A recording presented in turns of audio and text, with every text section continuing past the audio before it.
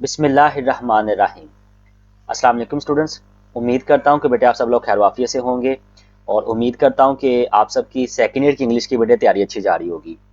So dear students, आज की इस वीडियो के अंदर मैं इंशाल्लाह ऐसे से रिलेटेड कुछ चीज़ें आपको मैं बताऊँगा और ये मैंने मल्टीपल ऐसे जो है ना आपके लिए इख्तियार किया हुआ है, जिसको करने के बाद आप लोग ये जो फॉलोइंग टॉपिक्स हैं 30 के करीब तकरीबन ये टॉपिक्स हैं, इन तमाम तर टॉपिक्स को इंशाल्लाह आप लोग जो है ना वो उस एक ऐसे के अंदर जो है ना वो कवर कर सकते हैं। आपने वीडियो को शुरू से लेके एंड तक देखना है ताकि मैं जो बात आपको बताना चाहता हूँ वो आपको है ना कवर भी हो जाए। ठीक है, तो वीडियो की तफसील में जाने से पहले मैं आप सबसे गुजारिश करूंगा कि आप सब लोग जो है दुरूद पाक पढ़ लीजिए सल्लल्लाहु अलैहि व आलिहि वसल्लम, और फिर हम लोग अपनी वीडियो का बाकायदा तौर पर आगाज़ करते हैं। सो बेटे सबसे पहले तो बेसिकली जो ये मैं वीडियो बना रहा हूँ ये सेकेंड ईयर की इंग्लिश के जो है ना वो मल्टीपल ऐसे के लिहाज से जो है ना है।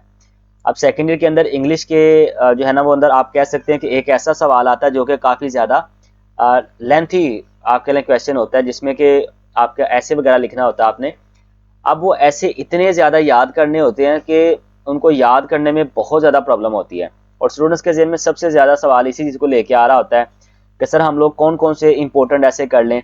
तो उन तमाम बच्चों के लिए जो है ना ये वीडियो मैं स्पेशल बना रहा हूँ कि इस एक ऐसे को करने के बाद इंशाअल्लाह अल्लाह ताला के फजलो करम के साथ ये जो मैंने तकरीबन 30 के करीब टॉपिक्स दिए हुए हैं ना, इंशाअल्लाह ये तमाम के तमाम टॉपिक्स जो है ना आप लोग इनमें से कोई भी पेपर में आपको आ जाए, आप लोग जो है ना उस एक ऐसे के अंदर उसको लिख दें तो इंशाअल्लाह आपके जो है ना वो मैक्सिमम मार्क्स जो है ना वो आ जाएंगे।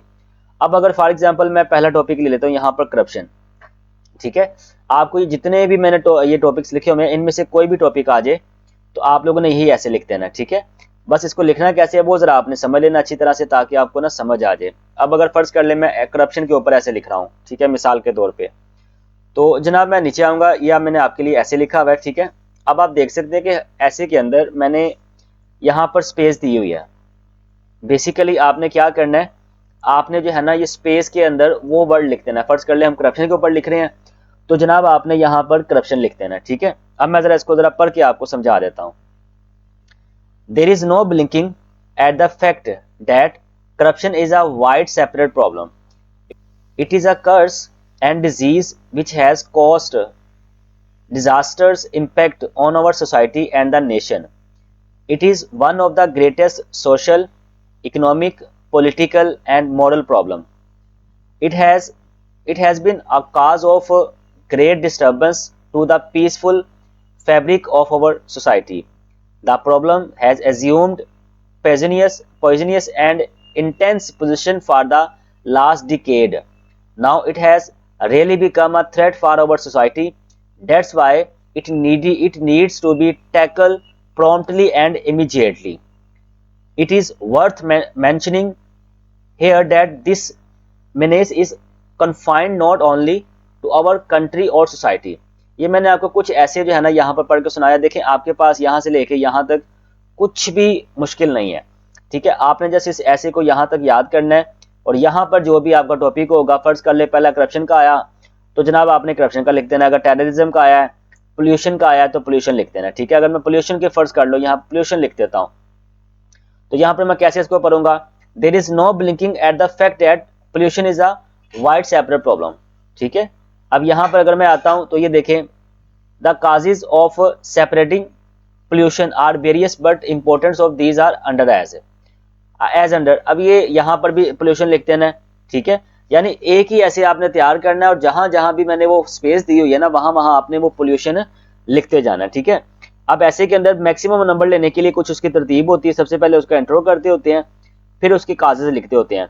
अब ऐसे के अंदर आपने हेडिंग नहीं देनी होती, ये सिर्फ आपको समझाने के लिए दी गई है। ठीक है, आपने इनको पैराग्राफ बना के लिखना होता है। अब ये काजेज आपने लिखनी है, the main cause of pollution in our society is over loose administration. ठीक है, यहाँ पर ये आप लिख देंगे। इसी तरह यहाँ पर another major cause of pollution is over illiteracy rate of our country, यहाँ पर आप लिख देंगे। ठीक है, अब नेक्स्ट सजेशंस लिख देनी होती हैं कि सजेशंस इसको कैसे हम लोग कर सकते हैं, इसको हम लोग बेहतर किस तरह से कर सकते हैं, वगैरह वगैरह। अब जैसे ये लिखा हुआ है, so Islam can be helpful to a great extent in solving the problem of pollution. ठीक है जी, यहाँ पर आप लिख देंगे और एट द एंड आपने क्या लिखना होता है, कंक्लूजन लिख देना होता है। ठीक है, ये कंक्लूजन लिख देना होता है। अब कंक्लूजन के अंदर सारे के साथ टॉपिक्स के अंदर सेम कंक्लूजन लिखना है। The above mentioned steps can eradicate this social evil from our society. The eradication of this evil will result into the welfare and betterment of our society. In this way our future will certainly bright, brilliant and strong. ठीक है जी। तो जनाब ये मैंने ज़्यादा इसको detail के साथ तो नहीं बताया, लेकिन मैंने आपकी आसानी के लिए जो है ना इसको बिल्कुल जो है ना आसान लफ्ज़ों में मैंने बता दिया है। मैं अगेन आपको बता दूं बेटे कि जितने भी टॉपिक्स मैंने ऊपर दिए हुए हैं, आप लोग वीडियो को यहाँ पास करें, पहले टॉपिक्स नोट कर लें, उसके बाद वन बाय वन करके तो आप लोग जो है ना वो ऐसे को नोट करते जाएं। ठीक है, सारा ऐसे जो है ना आपको स्क्रीन के ऊपर नज़र आ रहा है, यहाँ पर आप जो है ना इसको अच्छी तरह से याद कर लें, तो इंशाल्लाह आपके पेपर के अंदर मैक्सिमम मार्क्स जो है ना वो आ जाएंगे। तो मिलते हैं इंशाल्लाह नेक्स्ट वीडियो में, तब तक के लिए अपना बहुत ज़्यादा ख्याल रखें। अस्सलाम वालेकुम रहमतुल्लाहि व बरकातुहू।